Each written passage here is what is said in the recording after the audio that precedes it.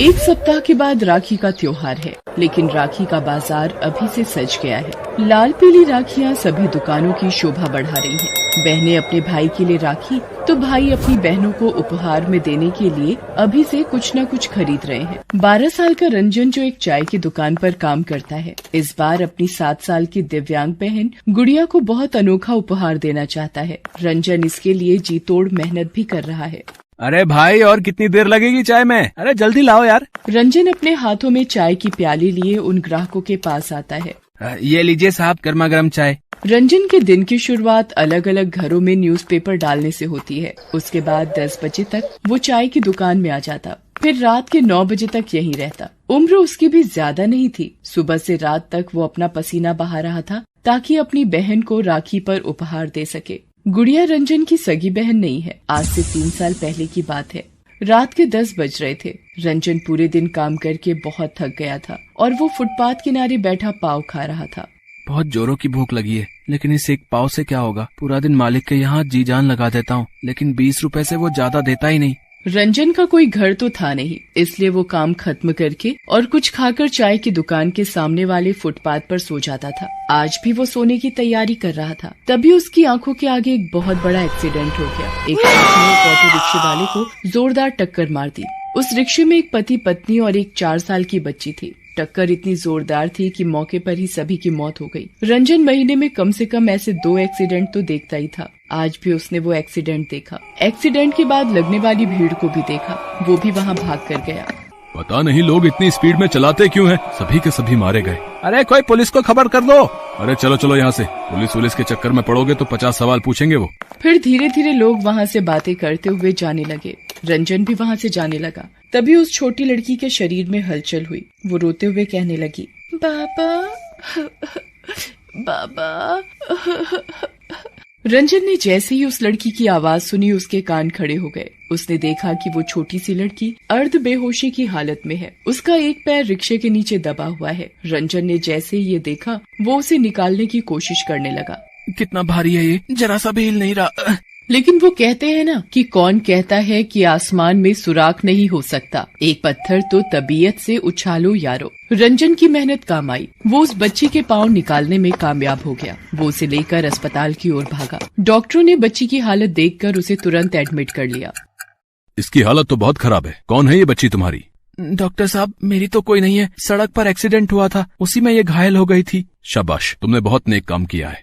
उस बच्ची जिसका नाम गुड़िया था, उसके पाँव से बहुत खून बह गया था, इसलिए डॉक्टरों को उसका एक पाँव काटना पड़ा। रंजन हर दिन शाम को काम खत्म करके गुड़िया को देखने अस्पताल आता था। धीरे धीरे गुड़िया की हालत सुधरने लगी। रंजन को गुड़िया से बहुत लगाव हो गया था। वो हर दिन अस्पताल आता, उससे बातें करता और कहता कि गुड़िया तो अब जल्दी ठीक हो जा। गुड़िया को पता लग गया था कि उसी ने उसकी जान बचाई है। उसे ये भी पता लग गया था कि उस दिन हुए सड़क हादसे में उसके माता पिता की मौत हो गई है। गुड़िया रंजन को भैया कहकर बुलाती थी। गुड़िया के मुंह से भैया सुनना रंजन को बहुत अच्छा लगता था। एक दिन जब वो अस्पताल आया तो उसने देखा कि गुड़िया बैसाखी के सहारे चुपचाप उदास सी खड़ी है।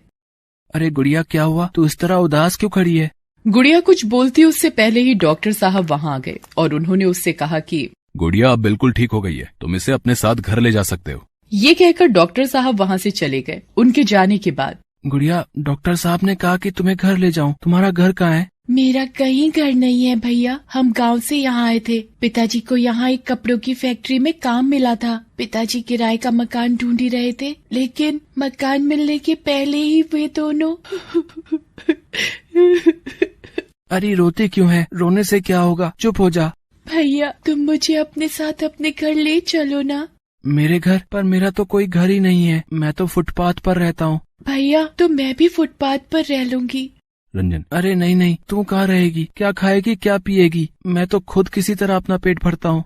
रंजन की इस बात को सुनकर गुड़िया फिर से रोने लगी और उसने रोते रोते उससे कहा, ठीक है भैया।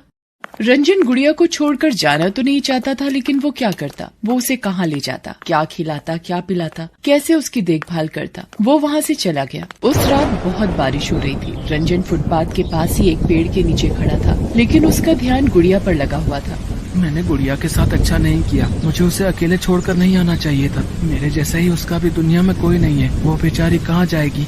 रंजन बारिश में भागता हुआ अस्पताल की तरफ जाने लगा, लेकिन अस्पताल पहुंचने के कुछ दूर पहले ही उसे गुड़िया दिख गई। वो बेचारी भी सड़क के किनारे एक पेड़ के नीचे बारिश से छिपने के लिए खड़ी थी। वो भागकर उसके पास गया। तेरा भैया बिल्कुल भी अच्छा नहीं है, तुझे इस तरह छोड़कर चला गया। नहीं भैया, आप बहुत ही अच्छे हो।